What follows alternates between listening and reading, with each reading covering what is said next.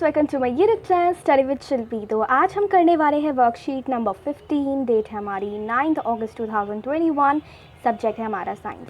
तो आज की वर्कशीट में हम पढ़ने वाले हैं कॉलॉइडल सॉल्यूशन के बारे में। तो चलिए स्टार्ट करते हैं।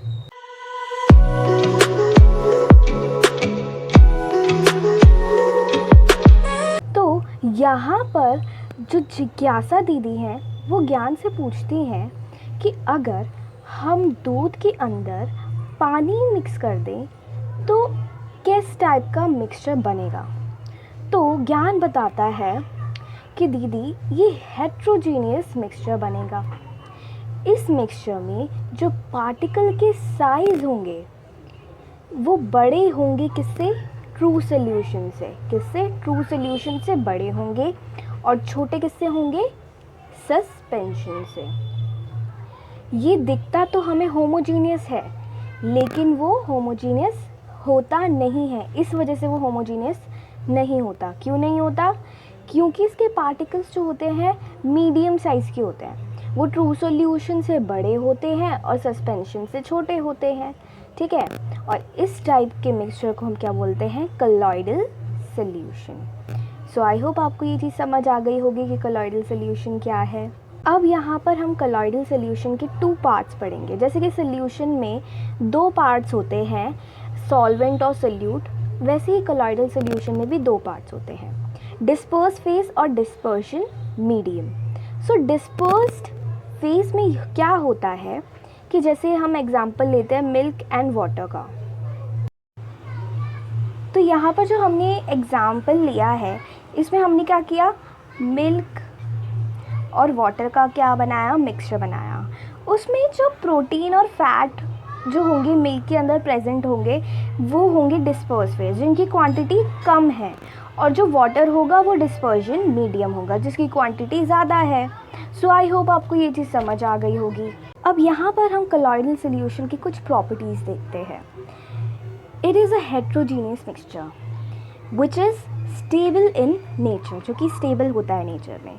ये क्या है? जो कॉलॉइडल सॉल्यूशन है वो हेट्रोजीनियस मिक्सचर है, जो कि हमने यहाँ पर ही देख लिया था कि ये क्या है? हेट्रोजीनियस मिक्सचर है। और हेट्रोजीनियस मिक्सचर क्यों है? क्योंकि इसके पार्टिकल्स जो हैं वो ट्रू सॉल्यूशन से ज़्यादा बड़े हैं और जो सस्पेंशन है उससे छोटे हैं। इस वजह से ये दिखता तो होमोजीनियस है, लेकिन वो होता हेट्रोजीनियस मिक्सचर है। और ये क्या होता है? स्टेबल होता है नेचर में। The size of the particles of a colloidal is too small to be individually seen by naked eyes, but big enough to scatter a beam of light passing through it and make its path visible in it. Tyndall effect is observed in colloidal but not in true solution. तो ये क्या कह रहा है कि इसके जो particles हैं वो ऐसा मतलब हम नेकेड आई से नहीं देख सकते उसे, उसके जो पार्टिकल्स हैं, लेकिन उसके पार्टिकल्स इतने तो बड़े हैं कि वो जो बीम ऑफ लाइट है उसे स्कैटर कर सकती है। और जो कॉलॉइडल सॉल्यूशन है उसमें क्या देखा जा सकता है? टिंडल इफेक्ट देखा जा सकता है, लेकिन ट्रू सॉल्यूशन में नहीं। ओके। सो यहाँ पर आप देख सकते हो, जैसे यहाँ पर हमारे पास सॉल्यूशन है और यहाँ पर कॉलॉइडल सॉल्यूशन है। हमने क्या किया? Beam of light pass through की। जब पास थ्रू की तो यहाँ पर हमें पाथ नहीं दिखा, वो यहाँ पर आ गई, सीधा यहाँ से आई और यहाँ पर चली गई। फिर उसके बाद उसका पाथ हमें यहाँ पर दिखा। ठीक है। तो क्या है डिफरेंस? क्या है इन दोनों में? कि सॉल्यूशन में जो है वो पाथ नहीं दिखता, टिंडल इफेक्ट नहीं होता, लेकिन कॉलॉइडल सॉल्यूशन में होता है। तो इसमें मतलब एज अगर डिफरेंस देखें तो यही होता है। It's particles can not be separated by filtration process. इसके जो पार्टिकल्स हैं वो फिल्टरेशन प्रोसेस के थ्रू अलग नहीं हो सकते। अब यहाँ पर देखिए, यहाँ पर कॉलॉइडल सॉल्यूशन के कुछ एग्जाम्पल्स हैं। इनमें इन्होंने डिस्पर्स फेज, डिस्पर्जन मीडियम ये सारे बता रखे हैं एग्जाम्पल्स जो है। तो फर्स्ट एग्जाम्पल देखते हैं, फॉग क्लाउड मिस्ट। तो फॉग क्लाउड मिस्ट आपने देखा होगा कि फॉग जो होता है ठंड में बहुत ज़्यादा हो जाता है, बहुत धुंधला धुंधला सा दिखता है। तो उसमें आपने देखा होगा कि जब हम कोई भी जैसे लाइट वगैरह फेंकते हैं कोई भी कार वगैरह होती है वो लाइट ऑन करती है तो ऐसे धुंधला धुंधला सा दिखता है, टिंडल इफेक्ट होता है। तो वो क्या हुआ, कलॉइडल सोल्यूशन हुआ। अब उसमें होता क्या है, डिस्पर्स फेज उसमें होता है लिक्विड, जो कि गैस में क्या होता है, मिक्स हो जाता है, मींस डिस्पर्जन मीडियम में मिक्स हो जाता है। ठीक है, गैस में मिक्स हो जाता है लिक्विड। लिक्विड क्या है, जो वाटर ड्रॉपलेट्स होती है फॉग में वो, फिर क्लाउड मिस्ट, ये सारी चीज़ें एक ही है। ठीक है, अब दूसरी चीज़ स्मोक, ऑटोमोबाइल एग्जॉस्ट। अब इसमें क्या है, आपने स्मोक के बारे में सुना होगा। स्मोक जो होता है उसमें पोल्यूटेंट्स होते हैं जो कि एक तरह से सॉलिड होते हैं, वो सॉलिड होते हैं तो वो गैस में क्या करते हैं, एयर में क्या हो जाते हैं, मिक्स हो जाते हैं। तो डिस्पर्स फेज क्या है हमारे यहाँ पे, सॉलिड, और dispersion medium gas. Okay, now shaving cream. Shaving cream जो होता है उसमें डिस्पर्जन मीडियम है लिक्विड, डिस्पर्स फेज है गैस। मिल्क फेस क्रीम, इसमें लिक्विड और लिक्विड दोनों ही तरफ लिक्विड है। अब करते हैं question answers. How can we distinguish between a colloidal and a true solution? Explain with the example of a diagram.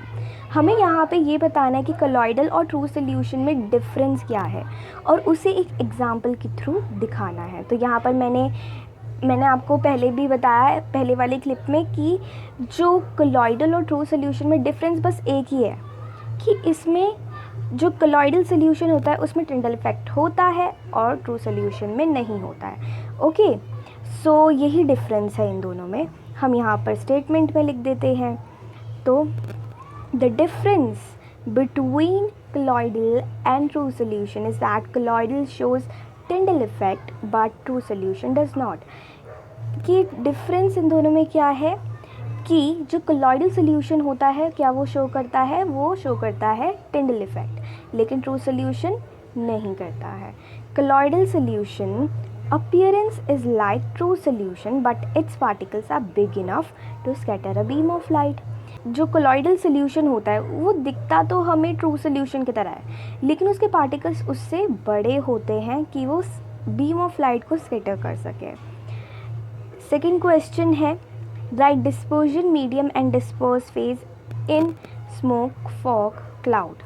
तो इन सब के हमें क्या करने हैं, डिस्पर्जन मीडियम लिखना है और डिस्पर्स फेज लिखना है। ओके, सो यहाँ पर स्मोक जो होता है उसमें सॉलिड होता है पोल्यूटेंट्स जो कि डिस्पर्स फेज है, और डिस्पर्जन मीडियम है एयर जिसमें वो जाके मिक्स हो जाती है गैस। ओके, उसके बाद फॉग जो है वो लिक्विड, ठीक है, उसमें लिक्विड क्या होता है, ड्रॉपलेट्स, वाटर ड्रॉपलेट्स जो कि गैस में मिक्स हो जाती है, मींस एयर में मिक्स हो जाती है।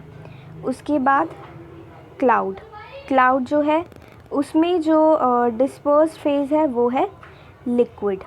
ओके, एंड डिस्पर्जन मीडियम है gas. Okay, so I hope आपको सेकंड क्वेश्चन समझ आ गया होगा। अब करते हैं थर्ड क्वेश्चन।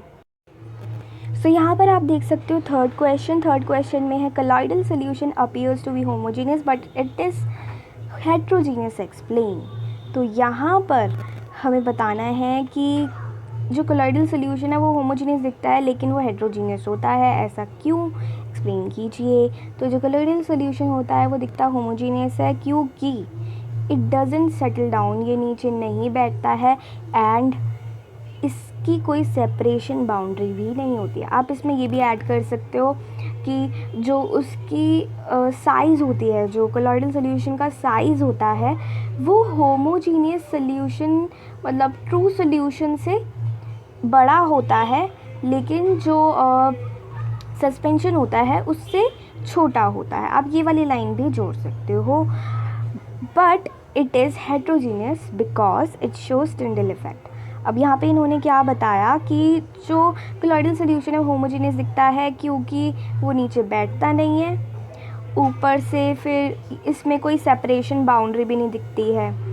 तो लेकिन ये हेट्रोजीनियस है क्योंकि ये क्या करता है, ये हमें दिखाता है टिंडल इफेक्ट।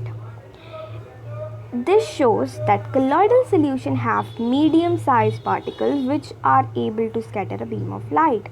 जो कि ये बताते हैं कि colloidal solution के इतने बड़ा तो मतलब मीडियम साइज़ का है जो कि beam of light को scatter कर सकता है। नेक्स्ट फोर्थ क्वेश्चन जो कि लास्ट क्वेश्चन है, select the colloidal solution from soap plus water, salt plus water, sand plus water and fog. So यहाँ पे आंसर है हमारा soap plus water and fog. ऐसा क्यों?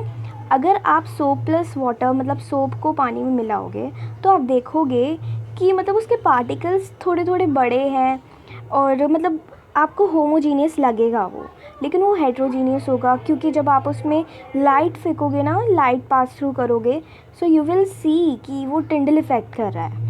उसके बाद फॉग का तो मैंने आपको पहले ही एग्जांपल बता दिया था कि ठंड में क्या होता है, जब हम कार रोड पे चल रहे होते हैं तो रोड में क्या होता है, गाड़ियाँ क्या करती है, लाइट ऑन कर देती है, लाइट ऑन करती है तो वहाँ पे हमें टिंडल इफ़ेक्ट दिखता है। तो इस वजह से क्या है, ये कोलॉइडल सोल्यूशन है। अब ये दोनों क्यों नहीं है? क्योंकि सॉल्ट प्लस वाटर जो होता है वो ट्रू सोल्यूशन होता है, एंड उसके बाद सैंड प्लस वाटर जो होता है वो होता है सस्पेंशन, क्योंकि वो नीचे आके बैठ जाता है। ओके, सो आई होप आपको आज की जो वर्कशीट है साइंस की वो अच्छे से समझ आ गई होगी। So thanks for watching.